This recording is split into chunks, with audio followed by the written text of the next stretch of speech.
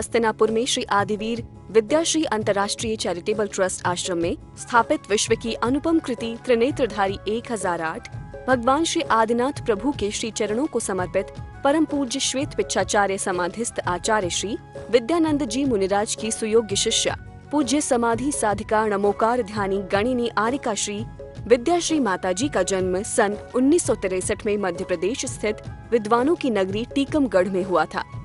पूज्य आरिका श्री विद्याश्री माताजी उनकी गृहस्थ जीवन की जुड़वा बहन है।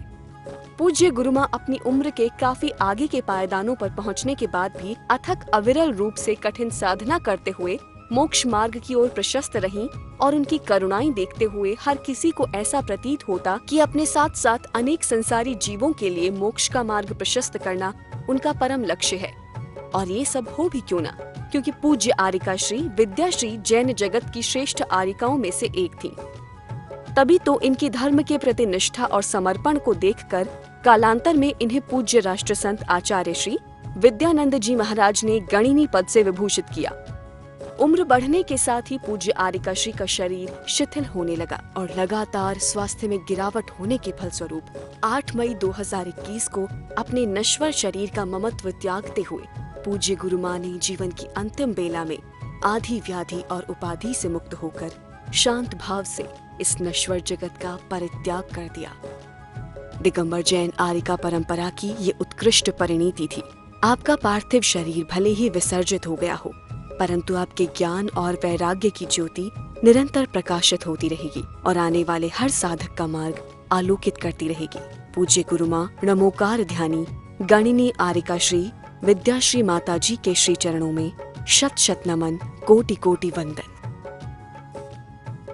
जय जिनेंद्र बंधुओं, स्वागत है आप सभी का इस विशेष प्रस्तुति श्रृंखला में, जिसमें आप प्रतिदिन देख रहे हैं सुप्रसिद्ध तीर्थ हस्तिनापुर के श्री आदिवीर विद्याश्री अंतर्राष्ट्रीय चैरिटेबल ट्रस्ट साधना शिवोदय आश्रम में विश्व की अनुपम कृति त्रिनेत्रधारी 1008 भगवान श्री आदिनाथ प्रभु के श्री चरणों में 16वीं बार आयोजित 41 दिवसीय संकट हरण श्री नमोकार महामंत्र विधान एवं जप अनुष्ठान के मनोरम दृश्य। यह भव्य कार्यक्रम परम पूज्य श्वेत पिच्छाचार्य समाधिस्थ आचार्य श्री विद्यानंद जी मुनिराज की शिष्या देव सहाय समाधिस्थ 105 गणिनी आरिका रत्न गुरुमां विद्याश्री माताजी के मंगल आशीर्वाद से एवं ज्योतिर्विद आरिका रत्न श्री विद्याश्री माताजी के पावन सानिध्य में एवं जिन भक्त बाल ब्रह्मचारी इंद्र कुमार इंद्र भैया जी के कुशल निर्देशन में और बाल ब्रह्मचारिणी राजकुमारी दीदी, बाल ब्रह्मचारिणी रजनी दीदी, बाल ब्रह्मचारिणी संध्या दीदी, बाल ब्रह्मचारिणी सोनिया दीदी और सौरभ भैया जी की उपस्थिति में सानंद संपन्न हो रहा है। इस मंगलकारी विधान में प्रतिदिन भक्ति और श्रद्धा के रंग में रंगे अनेकों मंगलमय दृश्य प्रकट हो रहे हैं। प्रतिदिन की भांति प्रातः काल सभी भक्त भगवान आदिनाथ की मनोरम प्रतिमा जी के समक्ष पहुँचे और पूर्ण भक्ति भाव से उनका अभिषेक कर कर्मों का प्रक्षालन किया। प्रभु नमन करेंगे। ओम विषेकांति विश्वादि वीरांति विजल धरंगे दई अब्धि विचि पय संचित फेन राशि ओम ह्रीं। अभिषेक के उपरांत जिन भक्त बाल ब्रह्मचारी इंद्र कुमार इंद्र भैया जी ने धर्म की प्रभावना करते हुए मंगल प्रवचन दिए। आचार्य भगवान शांति सागर जी ने दीक्षा लेकर इस जिन शासन की महती प्रभावना की, मुनियों का अभाव आवागमन खत्म हो सका था, तब वह सिंह के समान आचार्य चरित्र चक्रवर्ती शांति सागर जी ने जो जिन शासन मुनियों की परंपरा को चालू रखा और आज जितने मुनिवर हैं सब उन्हीं की देन है। जहां पर पहले संत आते थे भीड़ लग जाती थी, गांव के गांव खाली हो जाते थे। आचार्य देशभूषण खजुराहो पधारे तो हमारे आसपास के गांव खाली हो गए। बस में जा जा करके लोगों ने दर्शन किए, गांव में आदमी नहीं बचा। आचार्य भगवान विमल सागर जी जहां आते थे भीड़ लग जाती थी। पहले कितना अच्छा श्रावक था, क्योंकि उसकी मति धर्म थी, भगवान के और गुरुओं के गुणों में अनुराग करता था। और आज हमारे गांव में कोई संत पहुंचता है, किस पंथ का है? 20 पंथ का है, 13 पंथ का है, फलाने संघ का है, ढिकाने संग। अरे धिक्कार है तुम्हें सबको महानुभाव, धिक्कार है तुम्हें, कुछ कहने के लिए कोई जरूरत ही नहीं है। आज आपने जिन शासन की जितनी अप्रभावना की है, कितने वीडियो चले हैं, कोई किसी सागर के नाम लड़ रहा, कोई किसी सागर के नाम लड़ रहा है। धिक्कार है उन सागरों को और उन समाज को, दोनों को, जो जिसके निमित्त बने हैं, जो उसके उपादान बने हैं, दोनों धिक्कार है। गंदगी कहीं भी हो, निमित्त उपादान दोनों खराब हैं। महानुभाव, आज हमें वो दर्पण देखने की जरूरत है, उन संतों को देखने की जरूरत है। आजकल तो व्यापार चल रहा हो, जैसे व्हाट्सएप में हर संत अपने अपने इतना करते हैं, इतना बताया जाता था। उस समय आचार्य भगवान शांति सागर जी महाराज का देखो, ज्यादा दूर की बात नहीं करता हूं, कटनी तो मैं कई बार गया हूं, जहां उनने चतुर्मास किया और वहां पर बेरुत के आम, जिस पेड़ के नीचे बैठे थे उसमें आम आ गई। महानुभाव, ऐसे आचार्य शांति, विमल सागर, आहा देश भूषण। अगर कोई लोकसभा में बैठ के इस संसद भवन में किसी संत ने अगर कोई भाषण दिया है तो आचार्य देश भूषण है। लाल बहादुर शास्त्री जी उनके परम भक्त थे।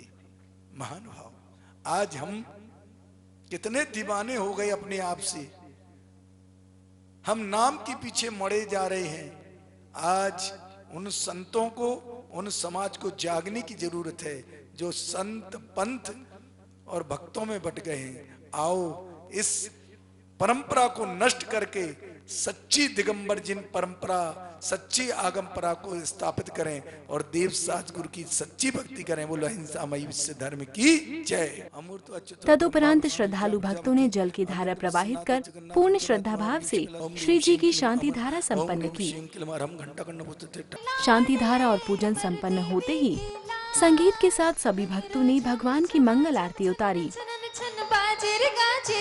हो आदिनाथ की आरती में सब सुर नर नाचे। अमृत की बरसे बदरिया, विधा श्री के दबरिया। आरती आ करो घंटा करन की, जिन्ने पद सेवक धर्मा धरन की। तत्पश्चात कार्यक्रम को गति प्रदान करते हुए विधान पूजन आरंभ हुआ, जिसमें श्रद्धालु भक्तों ने प्रभु को अर्घ्य द्रव्य समर्पित किए। बड़े लड़ैया ईश्वर जी। और इसी क्रम में कार्यक्रम को आगे बढ़ाते हुए सभी भक्त बड़ी ही तल्लीनता से भक्ति में मग्न होकर श्री नमोकार महामंत्र विधान का आनंद ले रहे थे, जिसमें समूचा वातावरण भक्तिमय प्रतीत हो रहा था। मंत्रों के मंगल उच्चारण करते हुए वाद्य यंत्रों के मंगलनाद पर सभी ने खूब भक्ति भाई।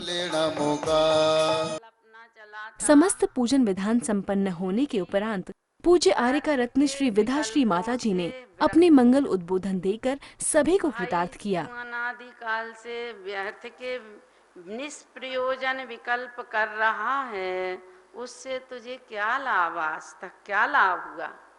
अब उससे अब तो विरक्ति हो जाओ, अब तो विरक्त हो जाओ। फिर कहते हैं कि एक बार अपने एक चेतन स्वरूप आत्मा में 6 महीना के लिए उसका चिंतन करने का, उसमें लीन होने का अभ्यास करो। तुम्हें वह तेज पुंज, आत्मा का जो तेज पुंज है वह पुद्गलादि से भिन्न है, ऐसा तुम्हें अवश्य ही अनुभव होगा। आचार्यों ने गारंटी के साथ कहा है। अब कहते हैं जिसको आत्मा का अनुभव हो जाता है उसे कैसा लगता संसार, कैसे हम पहचाने कैसे आत्मा का अनुभव हो गया, ऐसे नहीं हुआ। तो फिर कहते हैं कि निसाम्याति निशेष मिंद्रजालोपमं जगत स्पृहत आत्मलाभाय दन्यतप्यानुतप्पते दन्यतप्यानुतप्पते। क्या कहते हैं, उसे ऐसा लगता है निसाम्याति निशेष, सारा संसार सारा जगत इंद्रजाल के समान निसाम माने प्रतिभासित होता है। जादूगर की तरह वह प्रतिभासित होता है। निशाम्याति निशेष इंद्रजालोपमम जगत, स्पृहत, और फिर उसे स्पृहा होती है जब तक से ऐसा प्रतिभासित ना हो कि यह इंद्रजाल के समान है, तब तक स्पृहति नहीं होती है। स्पृहति माने उसे शुद्धात्म स्वरूप को पाने की अंतरंग में अभिलाषा नहीं होती है। और जब तक अभिलाषा नहीं होती है तो कहते हैं क्या होता है कि गत्तान्यतानुतप्यते अनुतप्यते, क्या कहते हैं, अन्य जाकर वह यदि आत्मा के अतिरिक्त अन्य जगह यदि जाता है तो उसे तपन महसूस होती है। तपन माने व्याकुलता होती है, संताप, पश्चाताप होता है, अरे इतना समय मैंने व्यर्थ खो दिया। और कहते हैं कैसे इंद्रजाल, जैसे वो जादूगर होता ना, तो वह जादू से अपनी विद्या के बल से बहुत सारा धन इकट्ठा करके बता देता है कितना धन है, ढेर के ढेर लगा देता है और फलों के ढेर लगा देता है। लेकिन जादू पूरा होने के बाद जब देखो तो फकीर का फकीर रहता है, दरिद्री का दरिद्री रहता है। ऐसे ही ये संसार है। कैसा है, कहते ये शरीर है, पंच इंद्रियों के भोग हैं, कहते हैं अचल अचल संपत्ति है, जंगम स्थावर जितने भी संपत्ति है तुम्हारी, ये सब कैसी है, कहते जादूगर की तरह है। जब तक आंखें खुली सो हाय हाय हमाई हमाई हमाई हमाई, वो आंखें बंद हुई तो किसकी का कौन कैसे ले जाने वाला है। कहते ये तो नश्वर है, कोई भी शाश्वत नहीं है। जब अविनाशी शाश्वत आत्मा का लक्ष्य से हो जाता है तो ये क्षणिक जो भोग हैं ये उसे विनश्वर लगते, निस्साल लगते हैं, नीरस लगते हैं। अरे ये तो सब बेकार की चीजें हैं, तब बेकार की चीजें। पहले जब तक उसे आत्मा का अनुभव नहीं होता तब तक तो उसे अमृत मधुर लगते हैं।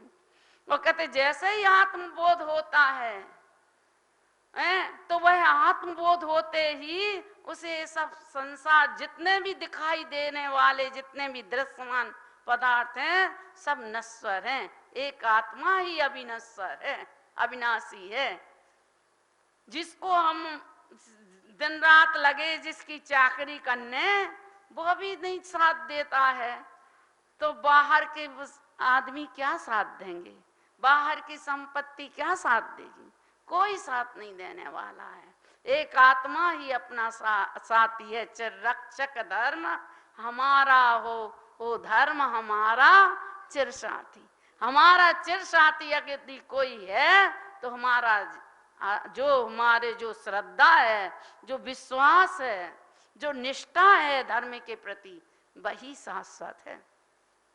और फिर कहते स्पृहति, कहते यदि दृष्टि बदल गई तो फिर सृष्टि भी बदल जाती है। कहते ना नजरें तेरी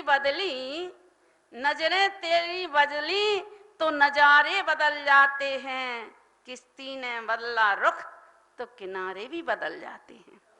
कहते हैं यदि तुम्हारी नजरें बदल गई, कभी भी किसी से भी नजरें बदल गई, कहते लौकिक में भी है और परलौकिक में भी, ये नजर बदलने का, हम जैसी वस्तु को देखते हैं वस्तु वैसी नहीं होती है। हम जैसा देख रहे हैं वस्तु जैसी होती है वैसी हमें दिखाई नहीं देती है। आंखें हैं, अच्छी हैं, बढ़िया है, दिखाई भी दे रहा है। अगर हम हरा का चश्मा लगा लें तो रेगिस्तान की धूल मिट्टी भी कश्मीर जैसी हरियाली दिखाई देगी कि कश्मीर की हरियाली है। और यदि काला चश्मा लगा लें तो कश्मीर की हरियाली भी रेगिस्तान जैसा दिखाई देगा। तो जैसा तुम्हारा चश्मा लगा है तुम्हें वैसा ही तो दिखाई देगा, वस्तु वैसे ही तो दिखाई देगी। जब रामायण में एक प्रसंग आया कि जब युद्ध समाप्त हो गया तो युद्ध समाप्त हो गया, स्वादवास समारोह चल रहा था, सभा चल रही थी, तो सब अपने युद्ध के बड़े बड़े प्रसंग सुना रहे थे। जब हनुमान जी भी उस सभा में बैठे थे, जब उनकी बारी आई भाषण देने की, तो उनने भी अपने पौरुष और युद्ध के संस्मरण सुनाए। लेकिन बोले कि एक बात हमें बहुत अच्छी लगी। बोले क्या बात अच्छी लगी भैया? कि जिसमें सीता माता जी जिसमें विराजमान थी, वह अशोक वाटिका बहुत ही सुंदर थी, बहुत ही सुंदर थी। बोले ऐसी अशोक वाटिका तो मैंने जीवन में कभी देखी नहीं, और सारी फल फूलों से लदी हुई थी। एक भी ऐसा फल ऐसा फूल नहीं था जो निष्प्रयोजन हो। लेकिन मैंने मारे गुस्सा के उसको तहस नहस कर दिया था, पूरा उसे नष्ट कर दिया था। लेकिन उसमें जितने भी फूल लगे थे ना, वे सब लाल थे। अब वही सीता भी बैठी थी, सीता माता भी बैठी थी। बोले हनुमान जी सुनो, वहाँ के फूल लाल नहीं थे, वहाँ के फूल सफेद थे। तो बोले कि नहीं नहीं, तुम तो एक दिन के लिए गए थे, हम तो बहुत समय के लिए रहे। वहाँ के जितने भी फूल थे वे सब लाल थे। अब राम आए, बोले माँ बेटे में क्या विवाद हो गया है? बोले महाराज प्रभु ये जो है ना, सीता माँ कह रही हैं कि वहाँ के फूल सफेद थे और हम कह रहे हैं कि लाल थे। तो बोले दोनों की सत्य है। बोले ऐसे कैसे हो सकता है? हनुमान जी अड़ गए। बोले नहीं, एक कछु हो सका, या लाल हुई है या सफेद हुई है। तो बोले नहीं, इनकी दृष्टि में सात्विकता थी, सहजता थी, शालीनता थी, किसी से विरोध भाव नहीं था।